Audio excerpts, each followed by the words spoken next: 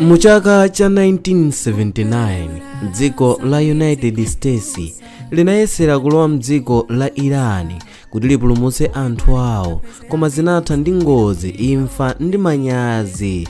Ndipo zaka zoposa 40 pambuyo pake nkhani ina ikubwerezedwanso. Ndege ya nkhondo ya F-15 Strike Eagle yomwe inagwetsedwa mkati mwa Iran ndipo asilikali awiri amene adatsala mdzikolo, ndipo dziko la adani limene tikukamba kuti ndi dziko la, ndipo mafunso amene anthu anali nawo kuti nthawi ino US izalephera ngati kale kapena iyi ndi nthawi yomwe mbiri isinthe. Lero tikuunika operation ziwiri, kulephera kwa Operation Eagle Claw ndi kupambana kwa operation ya 2026. Koma kuti timve zambiri tiyeni tikhale pomwepo, ndipo langa dzina ndi lomwe lija Mike Thompson. Mu nthawi ya president wa dziko la America yemwe dzina lake linali Jimmy Carter, dziko la US linakumana ndi vuto lalikulu mu dziko la Iran. Anthu aku America anatengedwa ngati akaidi ndipo US inayenera kuchitapo kanthu, koma zomwe zinachitika, US inatumiza asilikali apadera ndi ndege za C-130 Hercules, mahelikopta ambiri analowa mchipululu cha Iran, ndipo malo obisika kapena kuti desert base anakhazikisidwa. Mu nthawi nkuti mu dziko la Iran muli ija imene amayitchula kuti Iranian Revolution, ngoti mu nthawi ankafuna kusintha utsogoleri podana ndi utsogoleri omwe udalipo wa Shah Pahlavi.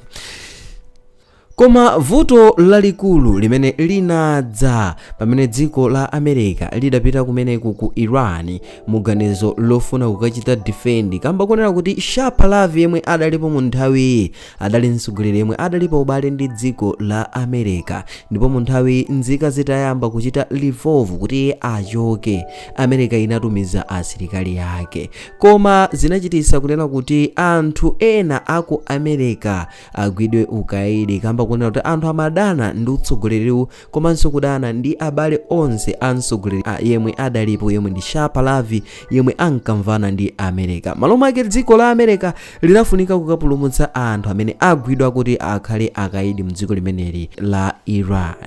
Koma vuto lalikulu linayamba ndi asilikali otumizidwa muganizo lofuna kukachita rescue kapena kupulumutsa anthu. Zinali zonena kuti nyengo idasintha kapena kuti sandstorm, nyengo idali yoyipa, ndipo zipangizo zinayamba kulephera kugwira ntchito, ndipo mahelikopta sanakwanise kufika onse. Ndipo tsoka lalikulu ndira kuti ndege ya C-130 inagondana ndi helikopta inzake, ndipo asilikali 8 anamwalira. Operation yonse inayimisidwa, ndipo dziko la US linachita manyazi, ndipo dziko la Iran linaoneka ngati lopambana ponena kuti US inatumiza anthu kukapulumutsa anthu, koma zinakanika sizidakhale momwe zidayenera kukhalira. Malo mwake adaluza asilikali omwe adawatumiza kuti akachite operation iyo.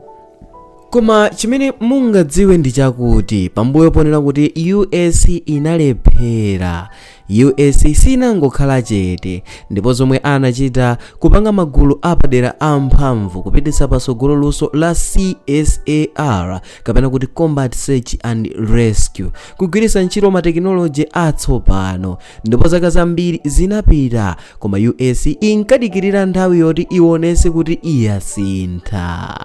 So pano pa 3 April mchaka chino cha 2026 pamene nkhondo ili nkati, pamene America komanso Iran akuthirana mizinga, zinthu zasintha mwadzidzidzi. Ndege ya F-15 Strike Eagle yomwe inagwetsedwa mkati mwa dziko la Iran, imene asilikali awiri yemwe mmodzi mwa iwo ndi pilot ndipo wina ndi weapons system officer yemwe amangomuti WOS. ali mkati mwa dziko la adani, ndipo iwowa ndege yawo inagwa kumeneku, ndipo malo mwake dziko la Iran linayesera kuyamba kufufuza anthuwa, koma US inachitapo kanthu mwachangu. Mahelikopta a HH-60 Pevhawk anatengedwa, ndipo ndege ya A-10 Thunderbolt 2 inathandiza, ndipo pilot mmodzi anapulumutsidwa, ndipo zidakoma zochuluka zinawonongeka. Komabe nkhondo sinathe, ndipo msilikali wachiwiri yemwe anali mkati mwenimweni mwa Iran yemwe ndi Weapons System Officer adakhala mkatimo asadapulumutsidwe, ndipo malo mwake dziko la Iran linachita plani yofuna kupeza munthuyu, ndipo lidalengeza kunena kuti lipereka mphoto kwa yemwe angamupeze, koma asilikali yawo anayamba kumusaka, koma US nayo sinabwerere mbuyo koma kuchita chisogolo kuti apeze msilikali wawo wa Weapons System Officer. Ndipo usiku wa pa 4 April komanso pa 5 April ndege zambiri zinatumizidwa.